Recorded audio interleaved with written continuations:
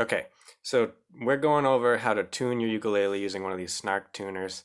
It picks up vibration from the strings as they're plucked. I have super detuned my ukulele. It's not in tune at all, and I'm going to show you guys how to tune it using the snark tuner. So first of all, I have it facing the screen so you guys can see the notes as they pop up. I have an F sharp right now. On these two top tuners, we're going to tune away from us to go up in pitch and towards us like this to go down in pitch. We want the fourth string of the ukulele to be a G note, just a regular G. So we're on F sharp right now, so we want to bring it higher up to G. So I'm going to keep turning until on the snark tuner it goes into the green.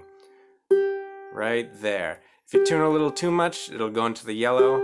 That's alright, just bring it back down to the green. Right there. Next, our third string, we want it to be C. It's on the C right now, almost C sharp. We're going to bring it down because it's in the yellow, down to the green.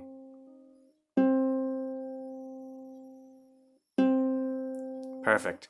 Now our second string, these two bottom ones are going to be the opposite. We're going to turn it towards us to go up in pitch and away from us to go down in pitch. We want this second string to be an E note. See, we're on D sharp right now. We're going to bring it up to E. Right onto the green. Perfect. And now our first string, we want it to be A. Now right now it says A sharp. You see the little thing next to it? That's the sharp. We don't want that. We want it to say just A.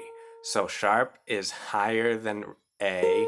So we're going to bring it down in pitch. Now see, it says regular A, no sharp next to it, and we're going to bring it down to the green. So now we have all four strings in tune. We have G, C, E, and A. And if your ukulele is really out of tune, you might have to retune it again. Like if you see some of these are a little, like that C is a little sharp. And there we go, all in tune. All right.